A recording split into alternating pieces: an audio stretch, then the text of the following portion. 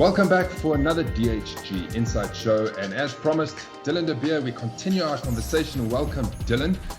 What are we talking about today? Well, mental attitude, mental growth in the game of golf, and the attributes it takes for a round of golf. I want to break it down. This is kind of the discussion we're going to be taking it, like the resilience and attitude towards golf, self-belief, ability to stay in the present, think clear under pressure moments, good imaginary and creative ability to play shots when you're in places that you're kind of stuck, and a clear strategy. So let's start with a whole overview of your belief with the attributes to a mental game to be stronger, Dill.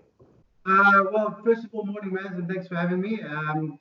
Hello to all our Duckhook viewers out there. As you said before, Maz, it's such a broad topic. And you've covered a lot of it there, and I like a lot of the things that you've already mentioned. But I think what I like to try and do myself, and certainly try and instill in my students, I think the most important thing you can do is have awareness.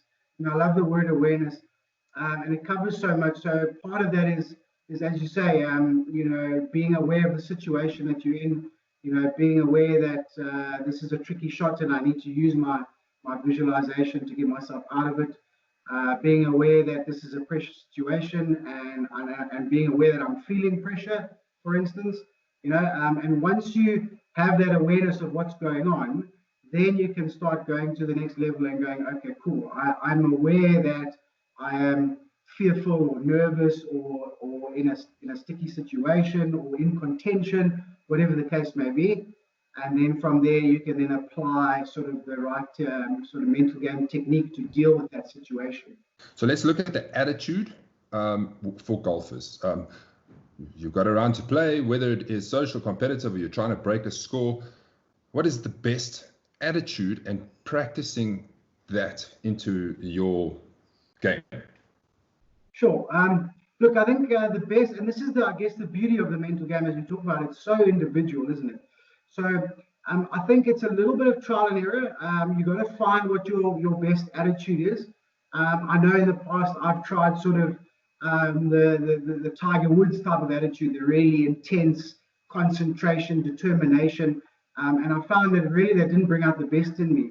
And when I had a sort of more relaxed attitude, maybe a sort of more sort of free-flowing, easygoing, happy attitude, which was more towards my character off the golf course, I found that produced better results. So you've got to kind of know yourself a little bit, and then you've got to trial and error what attitude brings out your best golf, and that comes to what decisions you make when you're in that mood or that frame of mind, what type of golf swings you make, because there's always a physiological sort of manifestation of how you're feeling, and then your attitude sets what you're feeling, which in turn then sets your decision making, your visualization, and your golf swing.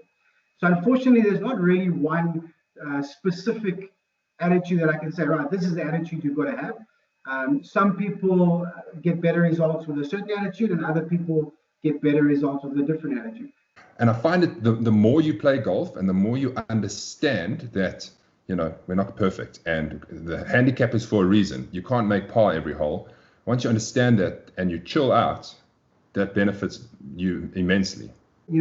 Especially for a lot of guys watching this, the Duckhook guys, this is not a job for them. So they need to understand, how can I be competitive and be in my right frame of mind, taking into account work and kids and wives and relationships, travel, and whatever the case may be. So it's a slightly different thing than how you would approach a tour golfer. Tour golfer has no excuses. This is his livelihood. He needs to practice every day. This is the mindset I need to have. For a Duckhook golfer, I think the mindset needs to be a little bit different. Sometimes a handicap, actually, maybe 3 or 4 or 5 shots of your handicap is not a physical thing. It's actually a mental thing. So maybe you can, good point. Maybe you can shave parts of your handicap off. Stop looking at your statistics and your drives and putts.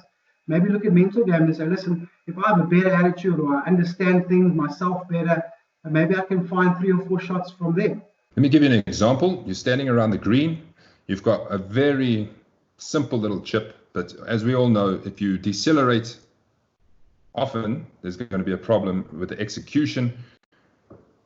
Talking through the mental strength of staying positive under these pressure moments, because you're trying to save your par. Stay positive and not on your backswing fail at what you're trying to do.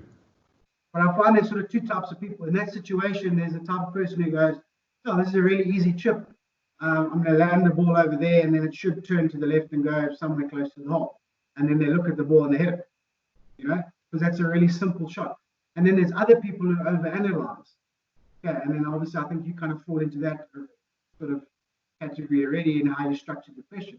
So you should, I guess you might, if you've hit a couple of poor chips in recent times, maybe you should have a secondary thought about make sure you don't decelerate. But really, you would build that into your pre-shot routine. You're not thinking about it now. Right now, you're thinking about it's an easy chip. Okay, so you should be quite confident, and therefore you're trying to get it either in or very close to the hole. If it was a difficult chip, then you'd be thinking, okay, where's my safe sort of landing spot here?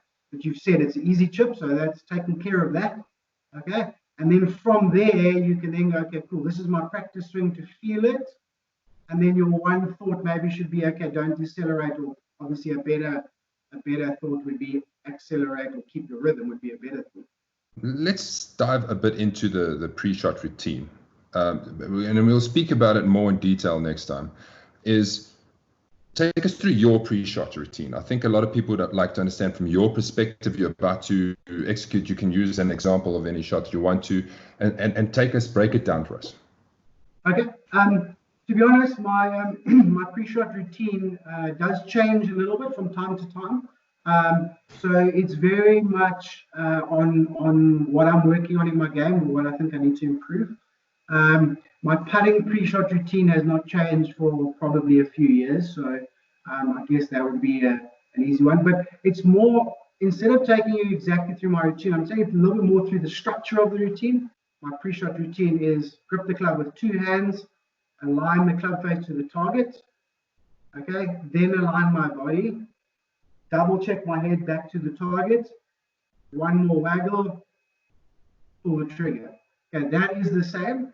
Generally, I find I don't need to think about it unless I get under pressure. When I do get under pressure, the nice thing of being able to think about it, of going through that checklist, is it distracts you from the pressure.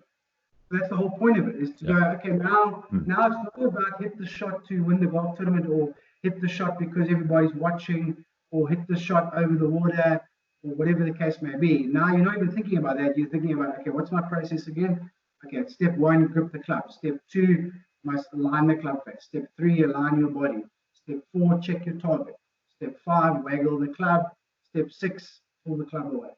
So that's my 6-point routine that I can just rattle off like that. If you wake me up in the middle of the night, I can rattle it off, okay?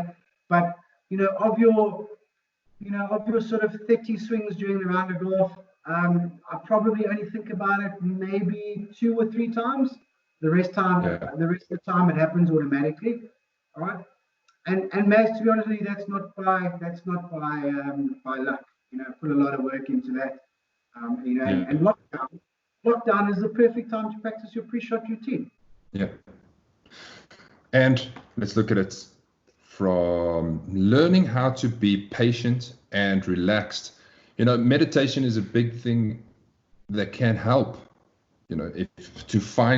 to quickly get into a place before you hit the ball where you take that breath and just let it happen.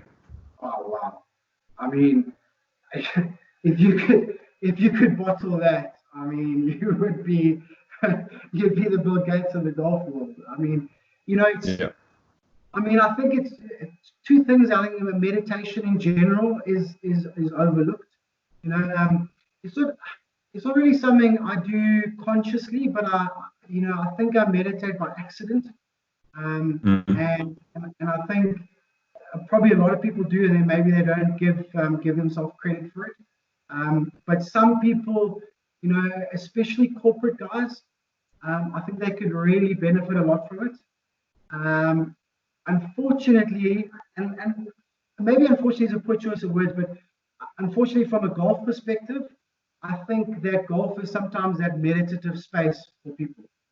whereas that doesn't necessarily bring out, their best golf, but it helps them in the rest of their life, which is fantastic. Yeah. The last thing I want to quickly touch on is the pressure of live scoring. I think a lot of us, we enjoy the live scoring, but when you speak to a lot of people, they don't even want to look at the live scoring, because then it puts them under pressure.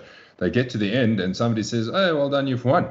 So something as simple as live scoring can really be a mental challenge for a lot of people, because you get people, I find I play better chasing than trying to defend a lead or being conservative. Do you want to have your thoughts on live scoring for the guys? Yeah, I think everybody chases better. Okay, the only front runner really there's ever been in the history of golf really is Tiger Woods, and to this day we don't really know whether he did look at leaderboards or didn't look at leaderboards or whatever. All we knew is he's the best front runner there ever is, or ever was. I think when you're chasing, you're nothing to lose. That's really what it is. And positive. You're being positive. Yeah. So I mean, a good trick. I use this trick when I first turned pro. When I'm touring my first couple of events, I struggled a little bit with the sort of the pressure of it. And then once I got sort of level or 1 over par or something, at this level the guys are shooting sort of 45 under per round, 15 under sort of leading the tournament, whatever. So once I got sort of about par or 1 over or somewhere there, and I felt I was out the golf tournament, then I played so much better. So what I did after a while is I started just telling myself I was 2 over par. It didn't matter where I was. I was just like, oh shit, I'm 2 over. I got to make something happen. And I found like I kind of, played better there. And then after a while, I learned how to sort of harness that without having to tell myself. So I don't think in an 18-hole competition, which is quite particular, I don't think you can get it right tactically without looking at the leaderboard. I think you have to know. You've got to know exactly what to do. Going back to maybe our pre-shot routine, you just got to know, okay, I'm leading by 2. That means I just pick slightly defensive targets, and slightly defensive clubs. All that means is on a tight hole, don't hit driver. All that means is if the flag is front right, you just hit the ball a little bit long, a little bit left. It doesn't mean you're being defensive. It just means you're picking defensive targets because people must come and get you. But I would say just personally, and I think most people, especially in an 18-hole event, I think you've got to look at the leaderboard. You've got to know what to do. You've got to know how to approach a round. And then from there, learn how to pick conservative targets, but still play positive golf. And for many of us, looking at the leaderboard, most likely looking at trying to stay inside the top 30. You will know what I mean. Thank you very much, Dylan. It's been great to chat to you. Hopefully the next time we speak to you, we're actually outside of this scenario and I can come to your academy at Jackal Creek. Remember, Dylan is our coach at Jackal Creek Academy, and we can do a one-on-one right there. Yeah, that'll be absolutely fantastic. I think one of the things which we didn't touch on today, because as ever we ran out of time, there's so much to talk about, but is how to practice your mental game routine. And I think a lot of people don't know. Well, most people don't know what to do. So we've isolated some things, but as I've said before, it's so personal, same as the golf swing. So let's look at the future at teaching guys. Okay, how do you practice this mental game?